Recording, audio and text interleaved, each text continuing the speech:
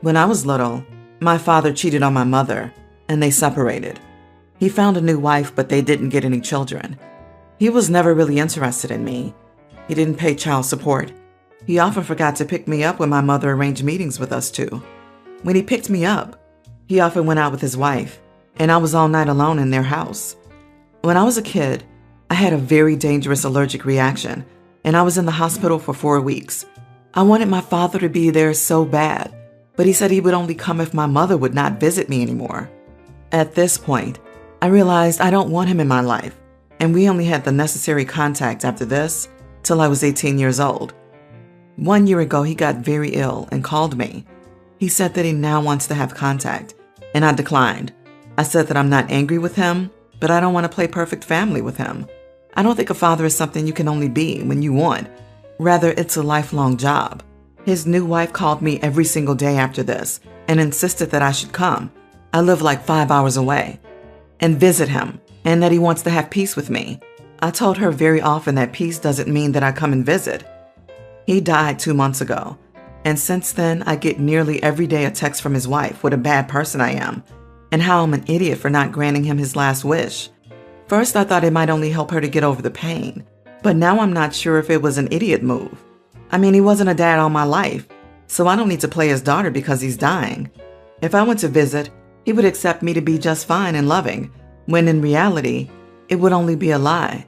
So, I don't know. You are not wrong here. He was never a real dad to you, not even when you were very sick. You don't owe him anything. Is it possible the new wife doesn't know the whole story and just your dad's side, causing her to think you're a bad person? As the daughter of a neglectful narcissist, I'm sure the father cast himself in the best possible light. That said, it sounds like from the OP's post that the dad remarried before OP was little, and OP was often left alone while her dad and his new wife went out for the night. Exactly how unaware could the wife be? I swear, narcissists gravitate towards each other. God, sometimes they even manage to produce lasting marriages, as baffling as that might be. Since this woman is continuing to harass OP, even after her dad has passed, I can't help but think that the wife is just as selfish as the husband was. So you are not the idiot. You are not wrong. I'm estranged from my mother and she'd do this too, and there was no way I could go. You didn't owe him anything. You don't owe stepmom anything. He made his choice when you were a child, and he suffered the consequences of that choice, and that's all on him. Block stepmom's number. She's nobody to you now, and doesn't deserve that rent-free space in your head. Visit his child when they were very sick, unless the mother stayed away. Talk about manipulative. You don't owe this man anything. A man who is willing to do this to a child is no father. He didn't even contact you until he was on his deathbed and wanted a clear conscience. You are in the clear. You don't owe him anything, and the wife is just being an idiot. Take care of yourself and stay safe. You are not the idiot. I feel like I might be going nuts and need a sanity check. So husband, 40, and I, 32 female, had what started as a fun chore game, basically to get motivated to do chores around the house. Husband suggested gamifying it. We have a list of chores pinned on the wall, each with certain points. Cooking a complicated dinner equals 10 points. Doing laundry equals 5 points, and so on. It sounds silly, but it actually made it more fun, and we could joke around that one of us was going to level up before the other. Each week, the points reset, and whoever won would get a prize. Now, before, the prize was always something like getting serenaded by the other person or getting a back rub. You know, super low stakes. Then a month ago, husband suggested we up the ante and make it a real prize. He proposed whoever lost would wash the dishes for the rest of the week without earning points. I was hesitant because I felt like it could lead to resentment by the loser, but husband said it would just motivate the loser to try harder next time, and that washing dishes wasn't a big deal anyway. I thought there was no harm in trying it out. It was a pretty close competition, but husband won the first week. He then won the second, third, and fourth weeks too. I like to think I was a good sport about it, though it was a bit hard. While I was washing, husband would sit at the counter eating a snack and gloat, tease me, saying stuff like, "That's right, keep washing." I know he meant it as light teasing, and it was funny at first, but after weeks I found it obnoxious. I asked him to tone it down, and he would for a while, but then start up again. Today things got weird. It all started when I took a photo of the whiteboard we used to track points to text to a friend since she wanted to try. A few hours later, when I looked at the whiteboard in my photo, I noticed my points were lower than before. Now, I've always had serious memory issues when it comes to numbers. I can't even memorize a phone number. So normally, I would almost certainly write it off as my own mistake, but the photo was right there. I didn't know what to feel. When I brought up the photo to him, he looked surprised and then said he probably accidentally touched or erased the whiteboard and wrote it back wrong. I asked him if maybe going forward, instead of relying on the honor system, we could have a Google Doc with the points, since Google shows you all the edits. I presented it as a way for us to avoid accidents. Here, husband became really upset. He asked if I really distrusted him so much as to think he would cheat at a silly game like this, and all over washing dishes. I said it wasn't about the dishes, but being fair. He wouldn't hear of it and said my accusations really hurt him, that I was being controlling by wanting to verify, audit his chores. The more he talked, the more I started doubting myself. Am I the idiot for suggesting the audit? Not the idiot. All you need to say is the whiteboard isn't working and Google Docs is the only way to keep track safely. Easy peasy. But he's cheating in the game and then being a sore winner and gloating. Exactly. He accidentally erased some? Really? I would throw this week out and start fresh next week. After all, you don't know what else might be erased by accident or how many points he's added to his by accident. In my opinion, you should stop the game. It's obvious there's been some sort of fudging the numbers, even if it was on accident, which, doubtful. The point of games is that it should be fun. Are you having fun? OP mentioned in the comments they have a 5-month-old too, which she fully takes care of and doesn't get any points for. He's cheating in multiple ways. You are not the idiot. Yikes, he's playing you. He didn't accidentally erase points on your side only. He has obviously been editing them, so he wins to get out of other chores. If he really wasn't, he wouldn't have a problem doing it in docs. It might just be a silly game, but that's all the more reason to cheat. Because why would he cheat over it? Because he can get away with it, and he still benefits from it. Add extra cruel to cheat by taking advantage of her difficulty memorizing numbers. Possibly he even came up with the idea initially with that in mind. Was he the one who suggested using the whiteboard to keep track? Honestly, I'd make him do it for the next 4 weeks to make things right, LOL. But I'm also a petty witch who would have kept my mouth shut and continued taking photos to see how much and how long he continued it. You have every right to want to document things now because the whiteboard is clearly not a reliable method. It has in fact failed. I'd say that even if I thought his story were true. You are not the idiot. And also, girl, people like to throw around the term gaslighting, but this is literally the textbook definition of gaslighting. He's altering your environment to make you question your reality or sanity. And he's exploiting a known weakness to do it. Gross. I'm 28 female. He is 29 male. His brother is 34. As of last month, my boyfriend lost his job after the rise of cases at his workplace took over. They closed their doors with no definite return date, but from everyone's understanding, it's going to be weeks with the possibility of remote work, but again, no definite. Therefore, I've been pulling more hours to make up for the loss of his income. I have 2 sons as well. My bills run roughly $1,900 a month, and my income is only $2,600. So generally speaking, the extra goes toward food and basic needs. Last week, by the mercy of God, I was given a promotion as well as a $1,500 bonus for being with the company for 6 years. With that said, we had some extra money.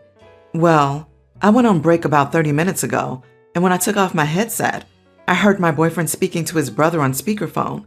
His brother asked him to send over the weekly amount. I eavesdropped and then checked my bank statements, because we have a joint account, and found out that he's been sending his brother $50 to $75 a week. I confronted him, and he said he's been helping his brother out with gas money so he can get to and from work. I said, well, that's the end of that actually, because I'm not supporting your brother and wouldn't even if I could afford it. His response was, I'm not going to just stop helping my brother. He needs me. I immediately went on and turned off access to his debit card and told him, since you want to take my money without permission, when I could be using it for food for our kids, you'll no longer have access to any of the money at all. He's saying I'm being ignorant and that it wasn't breaking the bank. I told him I didn't care and refused to turn his card back on. Am I the idiot? We have been together 13 years. All money in the account is money that I have busted my butt for since he has not been working in a little over a month. He started sending his brother money on January 5th, 7 days after he lost his job. He has already blown through the portion of money that was his in our shared account and is now plugging away at my money. He is their dad. The money was both of ours when he had a job, but he still spent much more than me. I should have included originally that his brother has already bled his sisters and mom dry of funds because he takes his paychecks and spends them on various women constantly. He is always going after women who need help, once even offering up his house so a woman who never worked a day in her life could have a roof over her head, which meant that he had to move out because she didn't trust sleeping in the same house with a stranger. So I doubt this money was for gas. This is just a lie he told my boyfriend. You are not the idiot here. He's more concerned about his brother getting to work and back than he is about paying the bills in the household with his children, and he doesn't even have a job. Time to divide the finances completely and possibly the living arrangements as well. You are both idiots here. He's a liar, and you seem to think you have the right to shut off someone else's debit card. What a horrible relationship. Banker here, close your account with him immediately.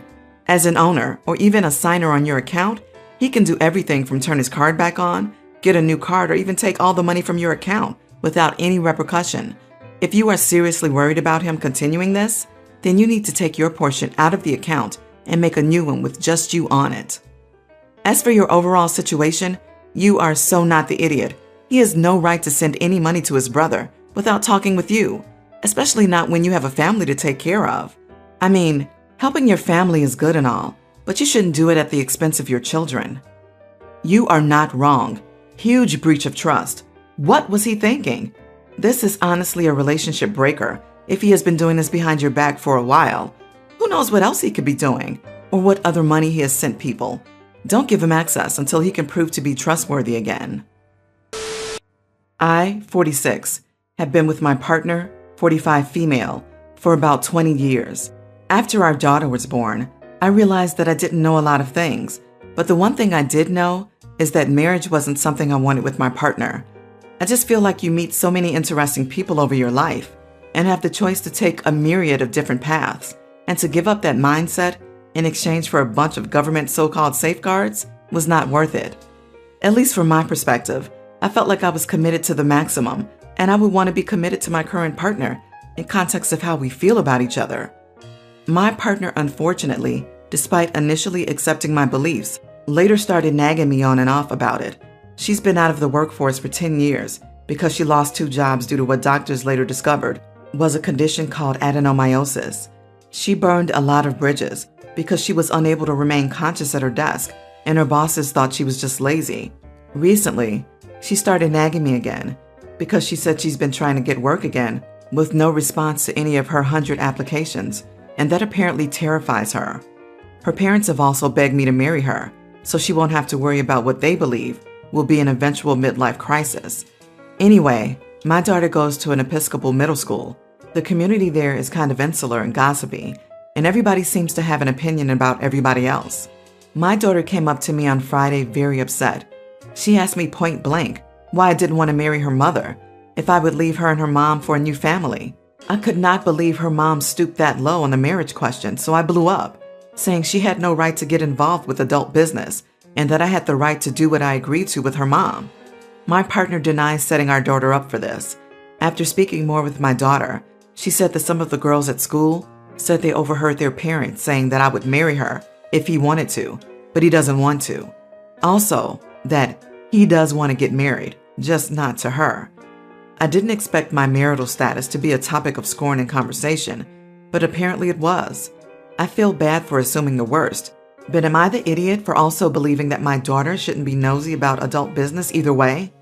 I feel like my partner's attitude about this topic is rubbing off on our daughter nonetheless, and I wish they'd realize this family situation is great.